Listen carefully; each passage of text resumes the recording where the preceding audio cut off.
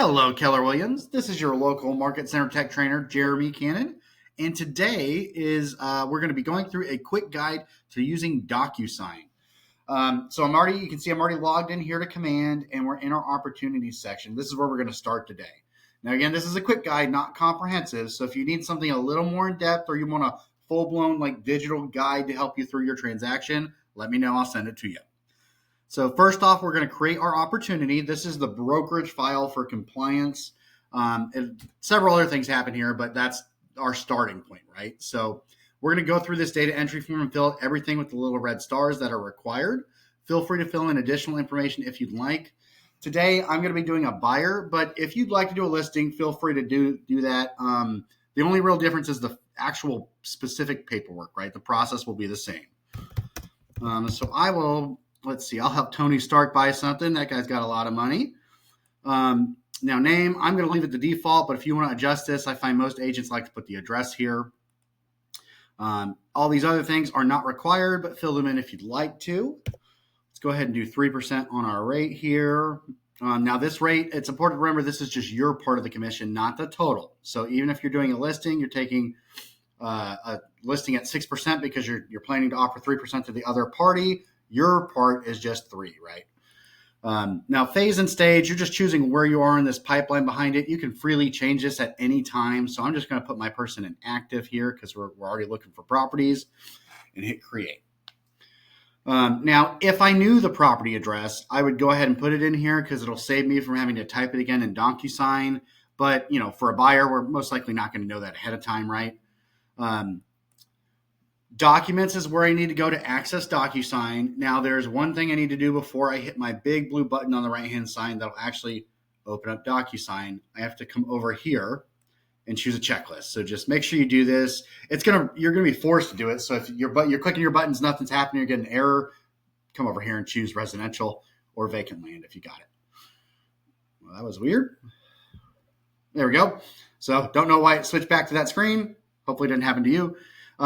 Okay, you can see it uploaded my checklist here. That's all good. Only time I'm going to interact with these is when I have signed documentation to send to the office. So right now, I don't have to worry about those. I chose residential, so I can go ahead and choose start a transaction and go to DocuSign. And this is where all the fun is going to happen, right? So once I log into DocuSign, there we go. Command and DocuSign talk to each other. So some of my data was sent over here, like my information as the agent, my client's information with their names and phone numbers, and email addresses if I had that in. And you can see it automatically pulled basic documentation for my contract. Now, if I had chose listing, it would be listing documents, not contract documents, right?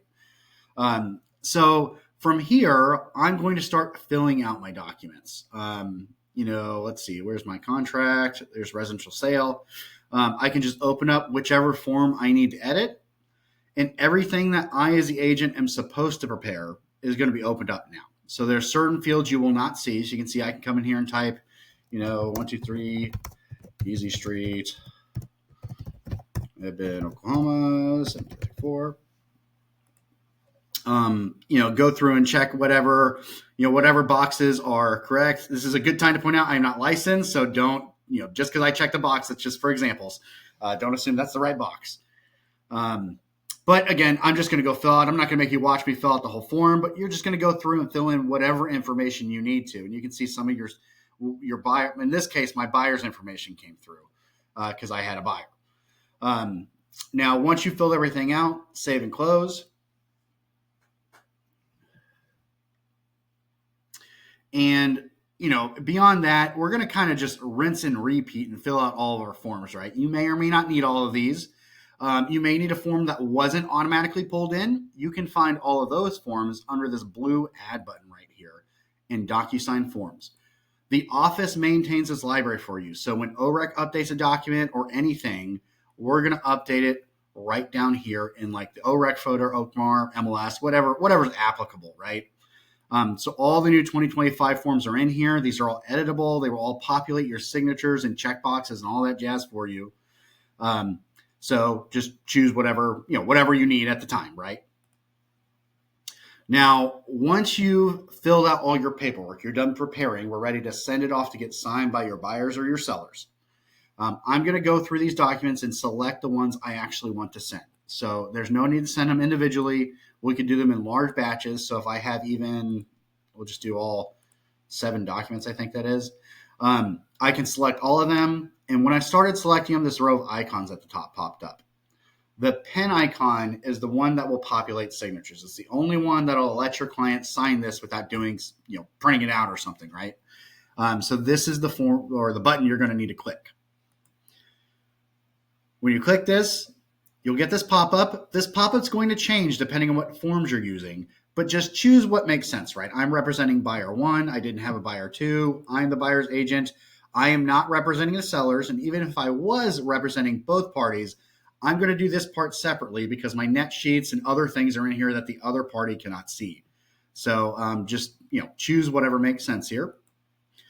This is going to populate the signatures that you need, in this case for buyer 1 and the buyer agent.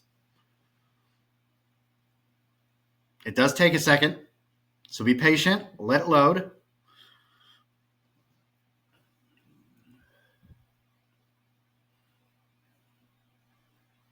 You can see it loaded up what DocuSign calls an envelope. Here's all my documents to review, and I can rearrange them if I want to. I've got all my parties that are signing. Biggest tip I can give you here, they're automatically assigned to a signing order, number 1 and number 2 or 3 or however many people you have. They have to sign in that order unless I come up here and uncheck this box. Definitely recommend doing that. Typically, we don't need an order. Everybody can sign in whatever fashion they want to. So verify phone numbers and verify names and email addresses here. Add a message to your email that your clients are going to receive if you'd like to. And then hit next. And this will be our last page to review our documents, make sure we've corrected any changes that need to be made. So you as the agent can still edit anything that we were able to edit on the previous screen, but you will now see signatures and dates and initials and checkboxes or whatever your clients needed on these forms. Now on the left-hand side, you can see you have a lot of options. We can switch between whatever parties we have, and we can drag in whatever fields we need to. If I needed to add another signature or a date or whatever I needed to do here, right? So this is the point where we're going to make those kind of changes. But once you've reviewed everything, and I would really encourage you to just take some time and scroll through, double check everything, you can go ahead and hit send, and then it's going to email this off to everybody who has a signature, you as the agent and your clients. And I know that was kind of quick and dirty, but that pretty much takes care of everything. So once everything's been signed, you're going to get them emailed back. They are also automatically put back into DocuSign. So you kind of have 2 ways you can access the signed documents. And then we're just going to move forward with wherever we are in the transaction. So if you guys have any questions, you need any assistance, please feel free to give me a holler. Y'all have a great day.